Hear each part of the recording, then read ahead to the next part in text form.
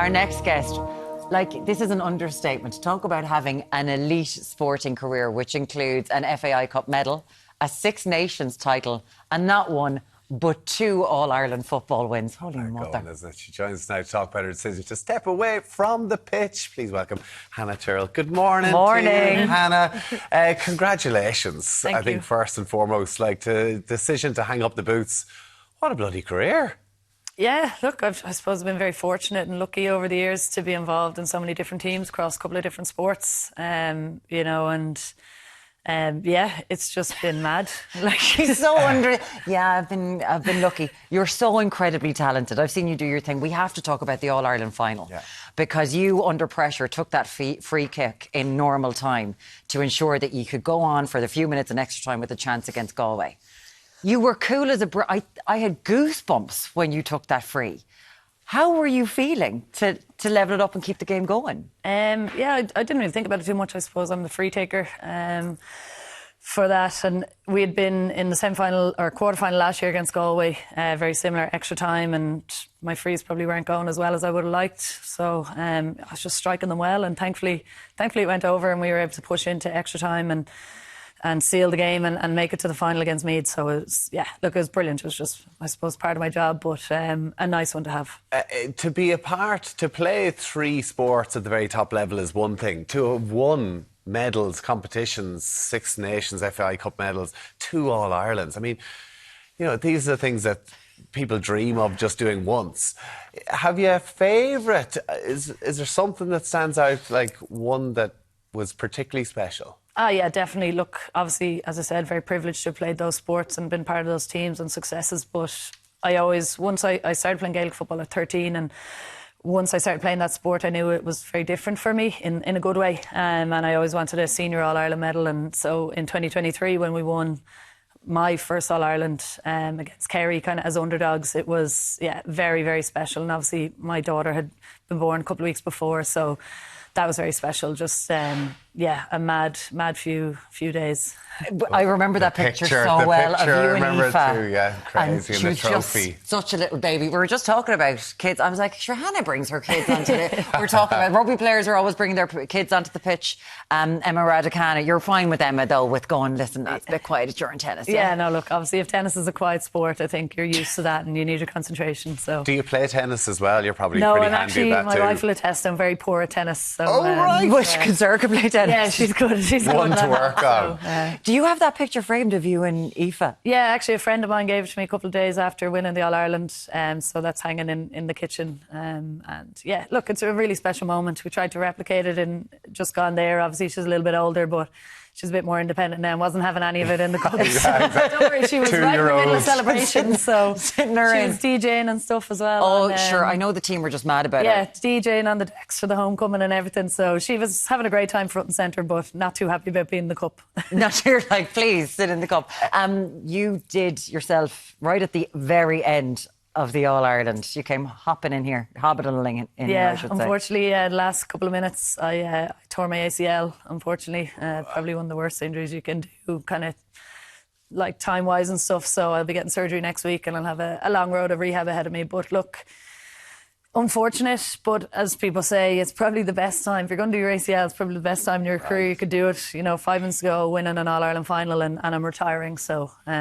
it is what it is. How's the body apart from that? Because great. Is it? It's great, yeah. Like, I've been very lucky my whole career, been relatively injury-free, bar kind of a shoulder injury a long time ago in rugby. But I've been lucky. I've been so lucky. Retiring at the top, like, it's difficult, you know, to go win an All-Ireland title is always that temptation to go back for one more again. Yeah. What was it that made you think that the time is right to finally move on, you know? Yeah, no, look, obviously at the end of last year I had decided that was going to be my last year, you know, just with family life, and wanted to progress in my career and, you know, do some other things outside of that and just have a bit of time where I can choose to do my own things and travel and stuff like that. But the manner in which we went out last year, again, extra final defeat, I just felt like things weren't quite finished. You know, we had new management in, a couple of girls were also returning who maybe initially weren't planning to, and I said, why not? The body was good, so I gave it another go, and I felt really good playing football this year. But no, I'm saying on TV now, is done. I'm done. And in fairness, the ACL has made sure of that. So she was meant to retire. She's like, I do want to go out on the top.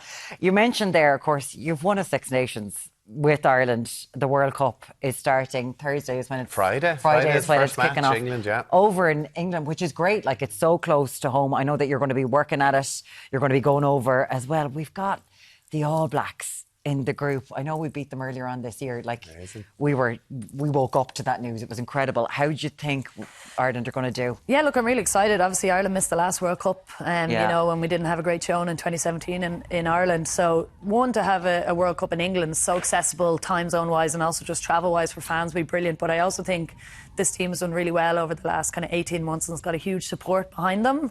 We have some world class players and like Aoife Wafer and stuff. So I don't know if we have enough to beat the All Blacks this time around, a couple of injuries and stuff like that. But realistically, quarterfinals is the minimum we should be reaching for. But we could sneak a semi-final if the draw goes right for us and we get our players back that we were expecting.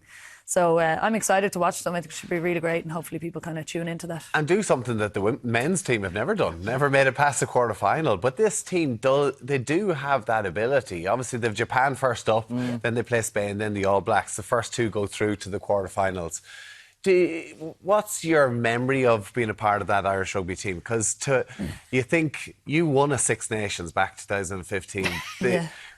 England and France now have just really progressed massively, and Ireland are still trying to play catch up, but they are closing that gap. Yeah, look, I was lucky in 2015. It was my debut season and we won Six Nations. It was brilliant. That was the year I actually did my shoulder, so I missed most of the celebrations, unfortunately. But yeah, phenomenal. And even playing the home World Cup, that was kind of where we were really at a high with Irish rugby, and I just even remember there was huge demand for tickets and stuff from people coming to watch us, and hugely exciting. Like, a World Cup is really, really special. Yeah, I really hope, you know, people can get behind this team and these girls can show, because we really do have some world-class players. Like, the Lions are coming up, I think, next year, the year after, and we're definitely going to have a good number of players in that squad. Like, that's how good we are right now. So if we can get this team going and they get a bit of confidence, who knows? Who knows? Big support over there, because those matches are, I think it's in Franklin Gardens, I think it's in Northampton's. They're expecting sellouts for all those games. Like, I think a World Cup in England is going to be particularly special with the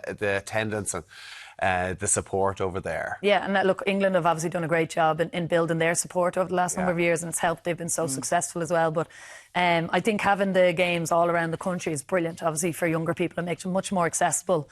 And yeah, I think England are playing in Brighton the same weekend that Ireland are playing New Zealand, which is obviously going to be a cracker. So we're really hoping for a huge, huge crowd there. I know so many people who are going over to watch that. Like, and sure, Tommy gave them a team talk before their last friendship. Sure did, the jerseys. With they're all ready to go. With my daughter, I brought Emma there. Yeah, Emma came in as well, and they're just, honestly, it was one of the most amazing experiences. I've been at a lot of night before matches and jersey presentations. The women is totally different. Yeah, they're a lovely team as well. Unbelievable. Yeah, really, really and lovely team. And they have a good core group of them that kind of just are really bonded and united. So hopefully they can kind of push on, and a real good mix of kind of experience as well as some young players that are really showing up. Now, when I heard that Happy Gilmore 2 was coming out, I was like, is Hannah Tyrrell starring in that? Because that woman I saw her pick up a golf club one day and she just started she was like, it was the first time that she played, and we were all like, she's better than all of us. That's great, super. You're not doing a Happy Gilmore. You are it's are you doing flag football? Well, that was the plan, obviously, before I got injured. I kind of got stuck into flag football, American flag football, which is basically the non-contact version of American football, and it's just really exciting. I've been mad into American football for a good number of years now, you know, and I'm a brand ambassador for the Aer Lingus College Football Classic, which is on the Aviva this Saturday. Yeah, so just really exciting time for American football. And unfortunately, obviously, I won't be able to play flag anymore, but I'll be at the game Saturday and looking forward to supporting and everything else. So. And how's the day job? History teacher. Yeah, I'm a teacher. Obviously on break at the moment. Yeah, I'm back on Friday now, so looking forward to it. with your, is this after surgery? You won't be much use for this. I'm in for a few days and then I'll be gone again for my surgery. So. What's it like though as a teacher, your students, you know what I mean? Like going and representing your province, representing your country. You must be one of the cool ones. Oh, I don't know. I think I have a good relationship with the kids and stuff like that, but sure, they just see me as a normal teacher. They don't think I'm too great when I'm giving out to them, so. I don't want to do the French Revolution. Can we just talk about you playing soccer or whatever? Well, in terms of, because you are history, I suppose legacy is something that's a big part. I know it's a big part of this Dublin team as well. Yeah. Your own legacy, is it something you thought about? No, not really. Obviously, I play sport just because I enjoyed it and loved it, and it's given me so many opportunities and so many friendships and memories over the years. But I do realise now, since I've had my daughter, that I am obviously creating these amazing memories, and I'm a role model whether I want to be or not, you know, and it's great every time I get to put on a jersey that other people would only, you know, die or kill to do. Like, it's very special. I'm very lucky and privileged, especially with Dublin. Like, we have a very good culture and identity there, and we're lucky enough and privileged enough to be from Dublin and represent those people, and hopefully, you know, the younger girls now stepping up will continue to do the same. Should also win a gold on a night out, I'll tell you that much, lads. You've done a hell of a job. It's been a pleasure seeing you today. Huge congratulations. Thanks for coming in to us, Hannah.